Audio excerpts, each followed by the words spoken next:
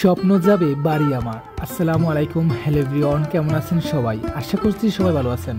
তো বন্ধুরা, মুসলিম ধর্মের প্রধান উৎসব ঈদ, আর এই ঈদকে কেন্দ্র করে প্রতি বছর প্রচুর মানুষ ঢাকা থেকে গ্রামে যায় নিজ গ্রামে নিজের পরিবারের সাথে ঈদ উদযাপন করার জন্য। কত দিন কত মাস পর সবাই এই দিনটির জন্য অপেক্ষায় থাকেন, আর এই দিনকে ঘিরে থাকে নানা উৎসব।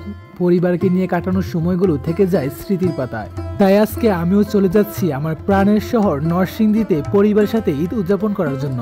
আর আজকে সকাল থেকেই আমার আর রুমে মন বসতেছিল না, কখন যে বাড়িতে যাব, কখন যে পরিবারের সবার সাথে দেখা হবে। সেই উত্তেজনার কারণে অনেক আগেই আমি স্টেশনে পৌঁছে যাই। স্টেশনে পৌঁছে দেখি অন্য দিনগুলোর থেকে স্টেশনটা অন্যরকম লাগছে, চারিদিকে যেন ঈদের আমেজ।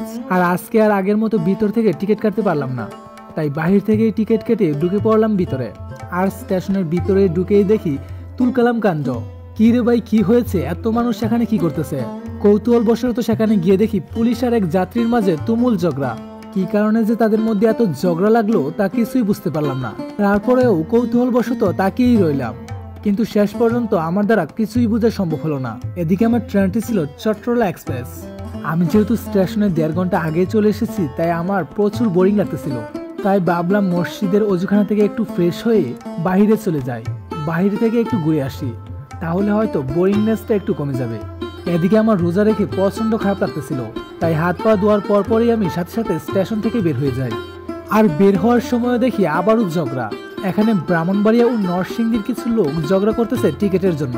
কি আর বলবো, আমাদের নরসিংদীর প্রতিটা মানুষের প্রতিনিয়ত যে ভোগান্তির শিকার হতে হয়, তা মনে হয় আর কোনো যাত্রীদের এরকম ভোগান্তির শিকার হতে হয় না। তারা ট্রেনের টিকিট কাটলেও কখনোই তারা বসে আসতে পারে না, কেননা নরসিংদীর কোনো নির্দিষ্ট ট্রেন না থাকায় আগে থেকেই সিটগুলো বুকিং হয়ে যায়, যার ফলে সবসময় দাঁড়িয়ে ঢাকায় আসতে হয়, আবার ঢাকা থেকে দাঁড়িয়ে যেতে হয়। 3-4 দিন আগে থেকে ট্রেনের টিকিট কাটা থাকলে হয়তোবা বসে আসা যায়, কিন্তু সবার তো সবসময় সময় নির্দিষ্ট থাকে না। কখন সে যাবে, কখন সে আসবে, এটা তো আর সবসময় বলা যায় না। তাই অধিকাংশ সময় দাঁড়িয়ে আসতে হয় ঢাকা থেকে, আবার অধিকাংশ সময় দাঁড়িয়ে যেতে হয় ঢাকায়।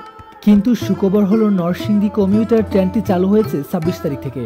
ভেবেছিলাম এই ট্রেন দিয়ে যাব আজকে, কিন্তু এই ট্রেনটি যেহেতু আজকে চালু হয়েছে, তাই নির্দিষ্ট কিছু সময়ে এই ট্রেনটি ছাড়া হবে। আর আমি যেহেতু সকাল সকালই বাড়িতে যেতে চাই, তাই আজকে আর এই ট্রেন দিয়ে যাওয়া হলো না। এই ট্রেনটি চালু হওয়ায় নরসিংদীবাসী অনেক উপকৃত হবে, এটাই আশা করা যায়। অনেক দিন ধরেই নরসিংদীবাসী অনেক ভোগান্তির শিকার হচ্ছিল, এবার হয়তো সেই ভোগান্তির শেষ হবে।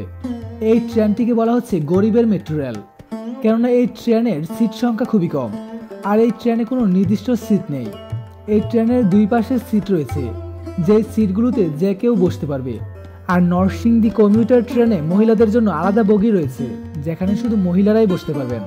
এটা মহিলাদের জন্য অনেক বড় সুখবর। এদিকে নির্দিষ্ট সময় থেকে 1.5 ঘন্টা লেট করে চলে এসেছে চট্টলা এক্সপ্রেস ট্রেনটি, আর আমিও সাথে সাথে গাদাগাদি করে উঠে পড়লাম ট্রেনে।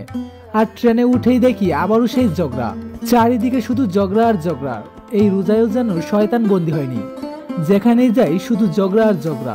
এমনিতেই 3 ঘন্টা যাবৎ দাঁড়িয়ে থাকতে থাকতে বোরিং হয়ে গেছি, তার উপর একের পর এক ঝগড়া। যে ঝগড়া লাগছে সবাই মিলে ওনাকে বলতেছে চুপ করার জন্য, এই রোজার মাসে একটু রেহাই দেওয়ার জন্য, কিন্তু কে শোনে কার কথা। আর ওনার সেই চিল্লানোর আওয়াজে সম্পূর্ণ বগি যেন গরম হয়ে গেছে। আর এর মধ্যে আমার চোখে পড়লো গাড়ি থামাতে শিকল টানুন, অযথা টানিলে 200 টাকা দণ্ড। প্রতিবার ট্রেনে ওঠার সময় এই লেখাটা ও শিকলটার দিকে আমি তাকিয়ে থাকি, মনে মনে শুধু ভাবি একদিনের শিকলটা টান দিয়ে দেখবো, কি আর হবে, 200 টাকা জরিমানা দিতে হবে। আবার ভাবি অযথা যদি আমি এই শিকলটা টান দিই, তাহলে কি সত্যি 200 টাকা দিলে আমাকে ছেড়ে দিবে? আমার তো সেটা মনে হয় না, উল্টো আমার যদি জেলে ভরে দেয় তাহলে আমার কি হবে? এদিকে কথা বলতে বলতে চলে এসেছি আমার প্রাণের শহর নরসিংদীতে, যেখানে আসতেই যেন আমার শরীরের সকল ক্লান্তি ভাব দূর হয়ে গেছে। আমার সেই প্রাণের শহর নরসিংদী, সারাদিনের এই ক্লান্তি ভাব সবকিছু যেন নিমিষে শেষ হয়ে গেছে। আর মনে মনে শুধু বলতেছিলাম কখন যে বাড়ি যাব, আর মাত্র কিছুটা সময় পরেই চলে যাব আমার বাড়িতে। আর এদিকে দেখো বন্ধুরা, কত সুন্দর সুন্দর নরসিংদীর কলা। নরসিংদীর সাগর কলা সারা বাংলাদেশে বিখ্যাত, আর নরসিংদীর সাগর কলা তো জিআই পণ্য হিসেবে স্বীকৃতি পেয়েছে। আর আমি নরসিংদীর ছেলে হয়েও দুঃখের সাথে বলতে হচ্ছে, আমি নরসিংদীর সাগর কলা ছাড়া অন্য কোনো কলার নামই জানি না। আর দেখেন দেখেন এখানে মেয়েদের কত কসমেটিক। আপনাদের কি লাগবে? লাগলে কমেন্টে জানাবেন, পরবর্তীতে আপনাদের জন্য নিয়ে আসবো। এদিকে লাইব্রেরিতে একটি কাজ ছিল, সেই কাজটি শেষ করে উঠে পড়লাম অটোতে। এই ভিডিওটি যখন আমি এডিট করি তখন একটা বিষয় খেয়াল করলাম, অটোতে থাকা অবস্থায় কে যেন শীষ বাজাচ্ছিল। অসাধারণ তার শীষ বাজানো, কিন্তু বাজাচ্ছিল কে আপনারা একটু নিজেই শুনুন।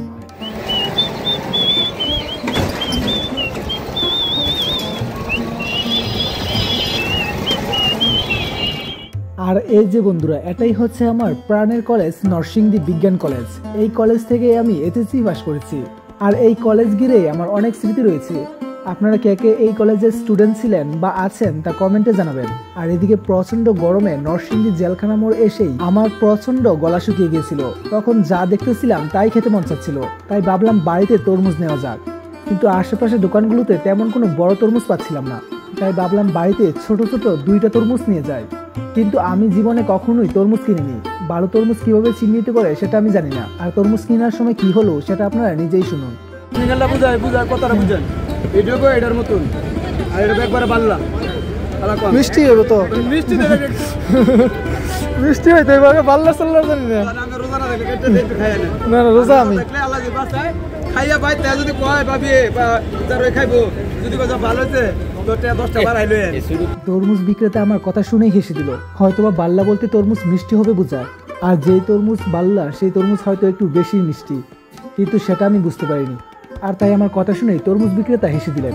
আমি তরমুজ বিক্রেতাকে বললাম, আপনি যেটা ভালো মনে করেন, যেই তরমুজটা ভালো সেটাই আমাকে দেন, আপনাকে বিশ্বাস করে তরমুজগুলো নিতেছি। আসলে জীবনে প্রতিটি জিনিসেরই অভিজ্ঞতা থাকা খুবই প্রয়োজন। আর বাড়িতে এনে তরমুজগুলো ইফতারের সময় খেলাম, আসলেই তরমুজগুলো অনেক ভালো ছিল। তো বন্ধুরা, এদিকে আমি তরমুজগুলো নিয়ে বাসে উঠে পড়লাম।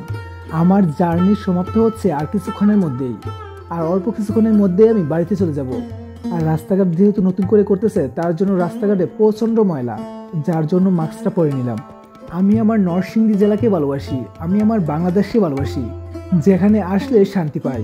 নিজের গ্রাম নিজের শহরের মতো কোথাও এত শান্তি নেই, সেটা হোক 5 তারকা হোটেল। নিজের মাতৃভূমির মতো এত মায়া কোথাও কাজ করে না। তো বন্ধুরা, আপনারা কে কে নরসিংদী জেলার সন্তান তা কমেন্টে জানাবেন।